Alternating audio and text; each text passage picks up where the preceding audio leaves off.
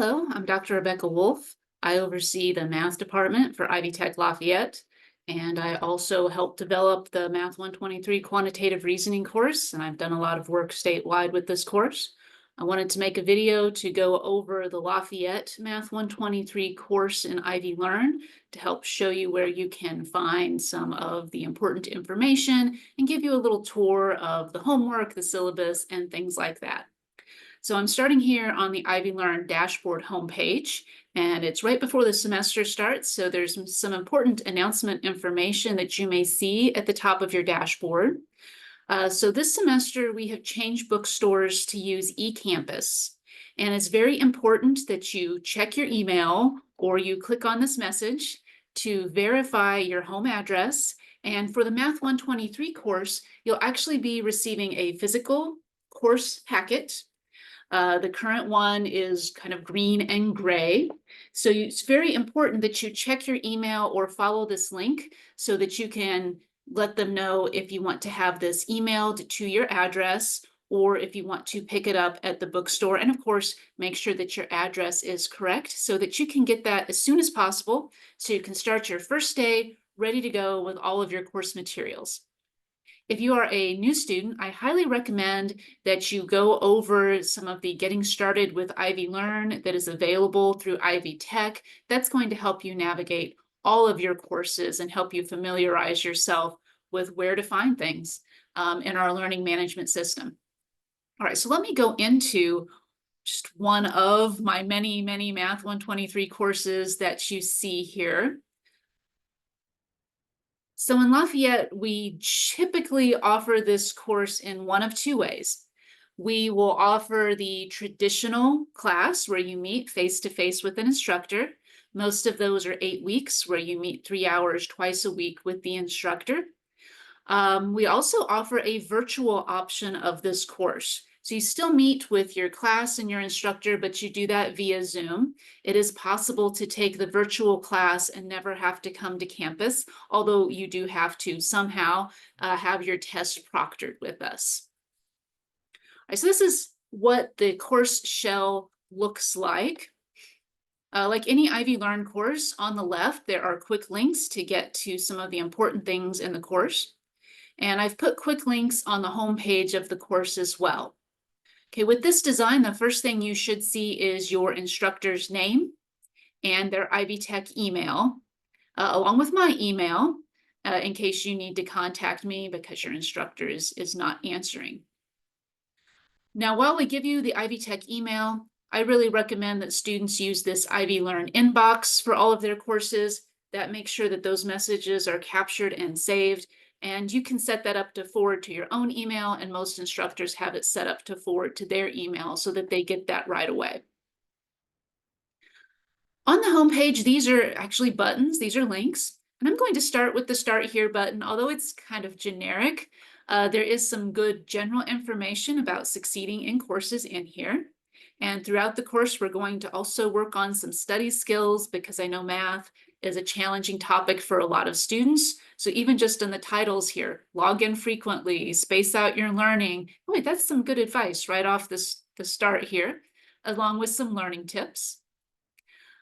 As they say, you can go through the modules to go through the course. We're going to look at that in a second. As well as some information if you happen to be a student who receives accommodations, or you think you might be a student who could receive accommodations, like you may have had an IEP in high school. Here's one spot where you can access that information. So just some general advice there. Not, even though it says to start there, it's not my favorite place to start. So we also have the syllabus. I'm not going to go through every syllabus detail here. Let me view it how it would look to a student. By the way, you can also open and close this menu to give yourself a little more room. So again, we start off with your instructor information. Should have your course information right here on the first tab, when and where you're going to meet, whether that's in person in a classroom or via Zoom, what semester we're in. And there's always some important dates here at the beginning. So with 8-week classes, your ability to drop the class and get a refund is very limited. You basically have 1 week. And actually, 2 things need to happen in that first week. You either need to commit and show up to a class, or you need to drop the class and get a refund. After that, it's considered an attempt at the class. You do have to show up and do some kind of work in the first week, or the teacher will drop you. Now, if you are dropped in that first week, whether you do it or your teacher does it, that's like the class never happened. It won't show up on any record. You'll get all your money back. Now, if for some reason you start the class and things are not going the way you want them to, we give you all the way until about the 2/3 point of the course where you can withdraw with a W. That W does count as an attempt. It will show up on your transcript, but it won't count against GPA, although it can impact financial aid. So always talk to an advisor when you're thinking about changing your schedule. As I pointed out, you are going to get a physical course packet for this book, and whether you are taking this in person or virtual, you are going to want that course packet because your instructor is going to be teaching out of it. You're going to be following along. You're going to want the course packet. Now, I do have PDFs posted in multiple places in the course, but you're really going to want the physical thing. Here we have the course outline. So here's all the things you're going to learn in the course. All right, so a little bit about homework, grading, things like that. So some information here, and each one of these pops open and tells you a little bit about it. I will actually come back to this after I go through the modules, but you can see we're going to have homework and quizzes, discussions, exams, projects, and outcomes assessment at the end of the semester, and you're either going to have in-person or Zoom sessions. This class uses a weighted grading system. If you don't know what that means, you're going to find out because we're going to teach you exactly how to calculate a grade with weighted percents just like this. And we go with a straight grading scale. 90 to 100 is an A, so on and so forth. So as I said, let me go out to the modules rather than reading through all of this here.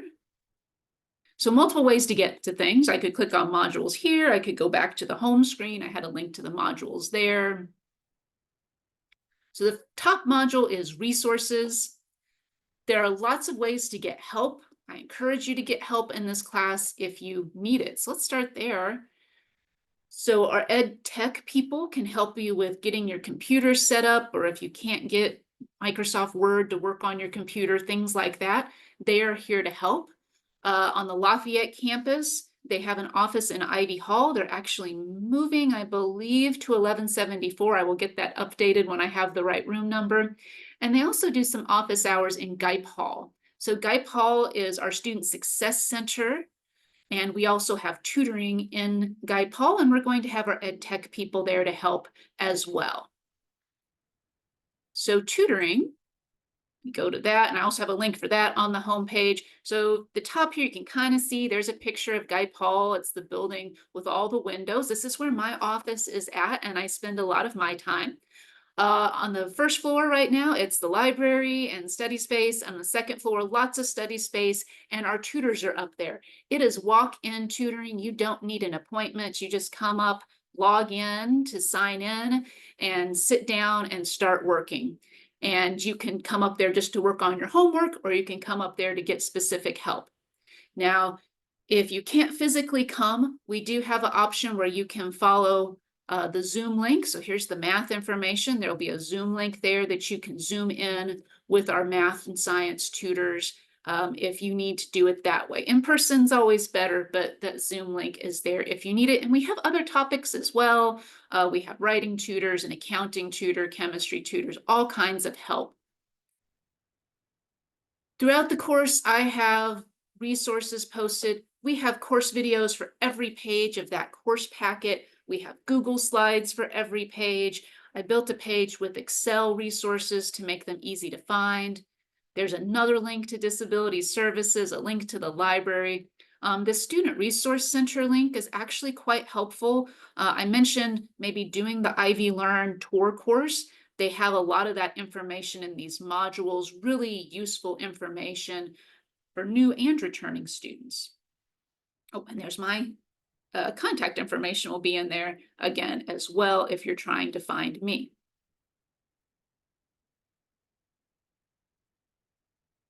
All right, also in the modules, is our calendar. Now you can access the calendar through Ivy Learn, through the syllabus in Ivy Learn, or in your to-do list. Lots of ways to get it, but this is a printable calendar. This is the one thing I print out for my students and take to class, and I physically look at it every day and say, okay, what are we doing today? What's going to be due? What's coming up soon? So if you're taking this virtually, I would get a printout of this as well and just check things off as you go. It is a lot. We cover a lot in 8 weeks. We have a lot of homework in this course to help you learn the material and understand the material. It's going to be really important that you keep up with everything that's going on in the course. When at all possible, I recommend you work ahead. Also in the top module, there's our course packet PDFs, and again, links to all those resources I was just pointing out, along with test-taking study skill resources. It's an 8-week class. We break it into 8 modules. You can use this modules page to walk through if you wish.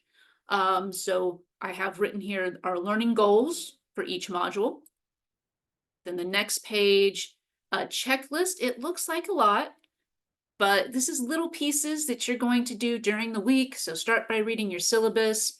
We are going to do discussions in this course, whether it's in person or Zoom. So your first discussion is a super easy one. You go and introduce yourself to your classmates and your teacher. Just have you answering a couple of questions. Make sure you answer them both and reply to 2 students. Those are easy points. Easiest discussion board of the semester. Again, more links to those resources. So especially if you're taking the virtual option for the course, you should preview the material. Read through what you're going to cover that week. You can use these really nice Google Slides that we have. So this is what I teach with in my class. I pull up the slides. We click through the slideshow as I talk through things and do examples. You can do that on your own as well if you're taking the virtual class, or even if you're taking the in-person class. Sometimes only hearing it once, or your teacher might be rushing a little bit and not covering everything. You could use the Google Slides, or we have the course videos where she breaks it down almost page by page, topic by topic. And that's Professor Becky. She does a really great job of explaining things in a fun way. All right, so we also have a big list here of all the homework that you are going to do. And if I continue in the module, it will actually link to these as well. Most of your homework will be done in a system called WebWork. So I know it's not going to open if I open it in this course, but I'll try to get it open here. So typically what you'll do, you'll click on WebWork, and then there's just a link in here. And it's not going to open for me in this class because this is a generic setup class, but I'll get one open here for us to look at. That's going to be the bulk of your homework. For every section of the book, you're going to go into WebWork and work on the homework for that class session. And the WebWork homework is set up. Oops. Go to my 123 class here. It is set up so that you have multiple attempts on every problem, although not always unlimited attempts. I will point that out. It's a lot of short answer type of questions. You type the answer in the box, click submit, and it's going to tell you whether it's right or not. Now, it is a really basic computer program. You are getting it for free, so it doesn't have all the bells and whistles that some online homework programs have, but we do have videos embedded as hints. I have some hints embedded in some questions, but it is a computer program. It's only as smart as a computer. So for instance, when you put in your answers, it's going to be really important that you enter it in the right format. So if we say round to the nearest tenths, you got to round it to the nearest tenth because that is the exact answer that WebWork has programmed in. So maybe the answer is, I don't know, 50.1. If you put in 50.12 because that's what your calculator said, WebWork's going to say that's wrong. So you need to really pay attention to rounding, formatting. Can't put dollar signs in, can't put commas in, things like that. The WebWork homework we have set up, it's basically due the next class day for most classes. So whenever your teacher lectures on it, you're going to go home and start working on it right away. and hopefully finish the majority of it. And then if you still have questions, go back to the next class, ask the teacher, say, I'm stuck on number 7. Can we take a look? Probably the whole class needs help with that question. Or maybe you need to drop by tutoring and get assistance with it, things like that. You should be doing pretty well on the homework. Now, you don't have to do perfect on the homework. You're going to have a ton of homework questions. So if you don't get them 100% right, it's not the end of the world. The homework is there to help you learn. So after you've done the homework, if you feel like I understand the topic pretty well, then we're doing well. It's not wanting to load for me because we haven't started our semester yet. So we'll have discussions, we'll have web work, homework. You'll also have quizzes. Now, definitely in the virtual class, you'll do these online quizzes. With those, we're going to give you 2 chances, and they will not be identical chances. There'll be a little difference, but you'll have 2 chances to help you maximize your grade. If you're doing the online quizzes, they are open book. You can use your book and notes, but you cannot receive help from other people. Now, again, this is computer quiz, so the computer is going to grade what it can, but there will be times when the computer can't understand your answer. It stinks at grading sentences. So you can see this is a timed quiz. I've got 30 minutes, which is a ton of time. This first question is a give me. You just have to agree and get a point there. That's an easy point. We'll have a little syllabus quiz here in this one. But things where it requires a sentence, the computer can't grade that.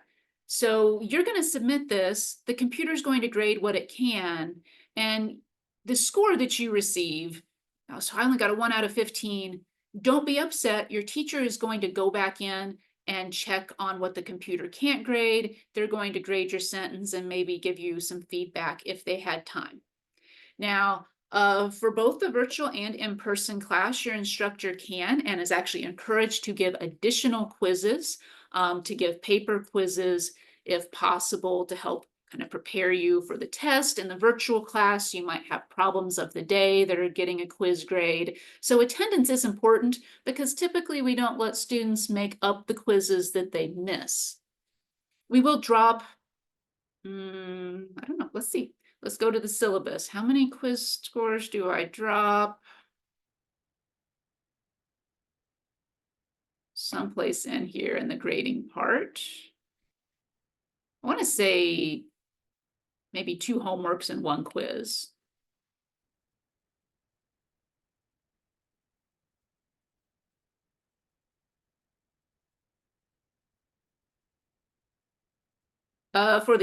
For those 2 attempts, of course, we record the highest grade as the grade that gets kept.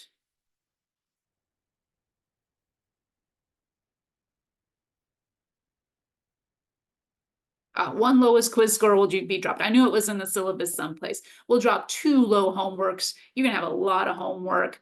So if there is one that you miss or you don't do well on, again, it's not about being perfect, it's about learning the material. Something I forgot to say about the homework, it is typically due the next class day.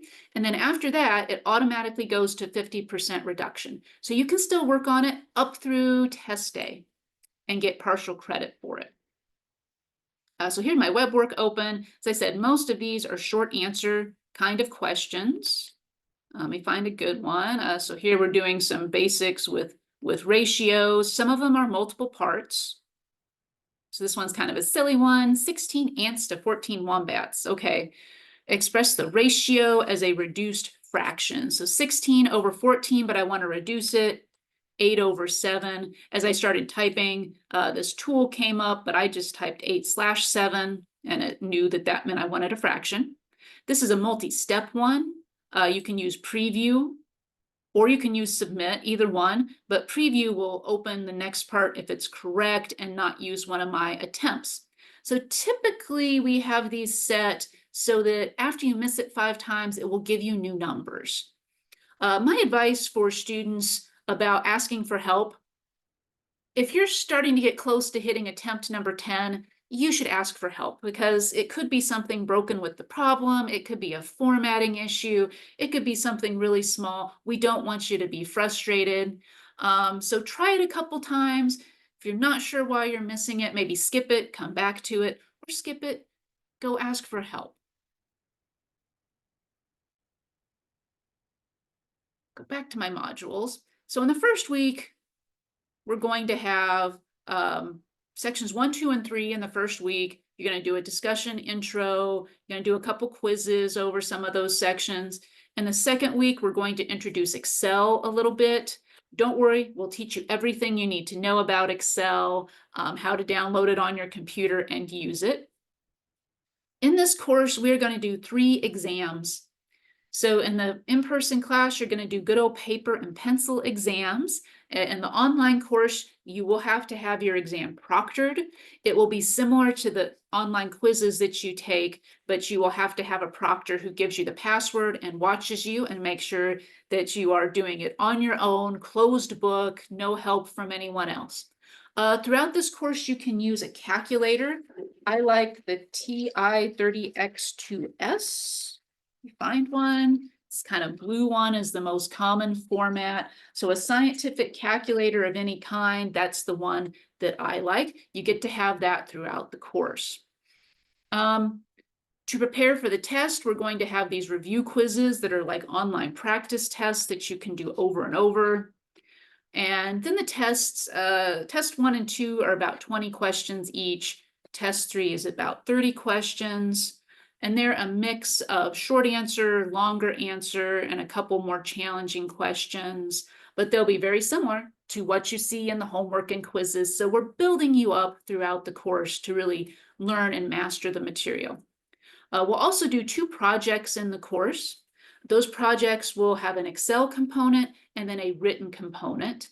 And those are intended to help show how you can put all the skills that you've learned together and really make something meaningful out of it. Those are also something that you can save if you need to do a portfolio for part of your degree.